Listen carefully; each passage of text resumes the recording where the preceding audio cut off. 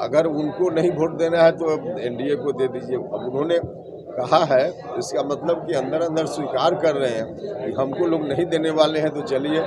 बार NDA को 400 से अधिक सीटें आएंगी और सिर्फ औपचारिकताएं रह गई। तो आपके जो प्रतिद्वंदी है राजाराम सिंह, जो महागठबंधन के प्रत्याशी हैं, उन्होंने शायराना अंदाज में एक जवाब दिया है कि दिल बहलाने के लिए गालिब ख्याल भी अच्छे।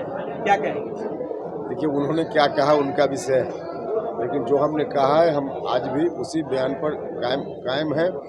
निश्चित रूप से 400 पार का जो नारा है प्रधानमंत्री जी का, बिल्कुल हकीकत के आधार पर दिया गया नारा है, उसमें कहीं कोई दिक्कत नहीं है। 400 पार करना ही है। और बिहार में हमने कहा है कि औपचारिकता बाकी है, निश्चित रूप से हम लोग औपचारिकता ही कर रहे हैं। अब जनता जिसके साथ है उसको क्या करना है, तो जनता एनडीए के साथ है, जनता प्रधानमंत्री जी के साथ है, इसलिए जो हमने कहा है वही सच है।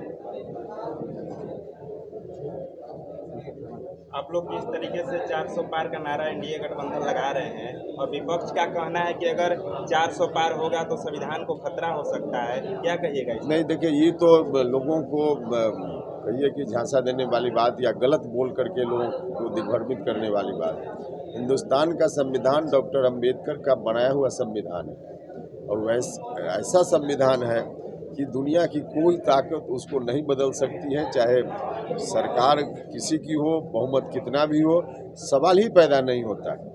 अब लेकिन झूठ बोल करके, गलत बात बोल करके लोगों को दिग्भ्रमित करना है, इसलिए ऐसा लोग बोल रहे हैं। सर, पूर्णिया के सभा में तेजस्वी ने एक बयान दिया है कि या तो एनडीए को महागठबंधन इंडिया गठबंधन को वोट दीजिए या फिर एनडीए को वोट दीजिए, तीसरे को नहीं। तो क्या एनडीए के पक्ष में तेजस्वी वोट मांग रहे हैं? हाँ, तो सीधा मतलब है ना कि अगर उनको नहीं वोट देना है तो एनडीए को दे दीजिए। अब उन्होंने कहा है, इसका मतलब कि अंदर अंदर स्वीकार कर रहे हैं कि हमको लोग नहीं देने वाले हैं, तो चलिए। जब सब लोग नरेंद्र मोदी जी कह रहा है, तो अब सीधे नरेंद्र मोदी जी का नाम नहीं ले सकते, विपक्ष के नेता हैं, तो इसी रूप में उन्होंने कहा है। सच कहा है उन्होंने, एनडीए की जो लहर है उसको देखते हुए उन्होंने ऐसा कहा। इस बार काराकाट में रोड मैप क्या होने वाला है आपका? रोड मैप मतलब चुनाव का रोड मैप? चुनाव का रोड मैप जनता से न पूछिए, जनता के बीच जाकर के। जनता देखिए, हर तरह से समाज के सभी वर्ग के लोग तैयार हैं तीसरी बार नरेंद्र मोदी जी को प्रधानमंत्री बनाने के लिए, क्योंकि उनके काम से लोग खुश हैं। और बिहार की सरकार भी इतना अच्छा काम पिछले दिनों की है और अभी भी कर रही है, तो काम चाहे भारत की सरकार हो, राज्य की सरकार हो, इससे लोग खुश हैं, तो इसलिए इसमें कहाँ कोई अलग से परेशानी है। अच्छा, इस बार अगर काराकाट से आप विजयी होते हैं तो आपकी जीत के बाद प्राथमिकता क्या हो सकती है? तो देखिए, यहाँ तो अलग अलग जगह की अलग अलग समस्या है। मुख्य समस्या किसानों की है, जिनके उत्पादन का उचित मूल्य मिल सके, इसके लिए जो कुछ भी करना है उस तरह का किया जाएगा।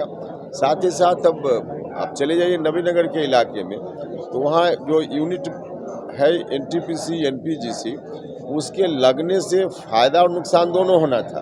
तो नुकसान जितना हो सकता था नुकसान लोग उठा रहे हैं, लेकिन अगल बगल के लोगों को उसका लाभ नहीं मिल पा रहा है। तो वहाँ का यह इशू है। वहाँ पीने की पानी का समस्या है, किसकी समस्या है।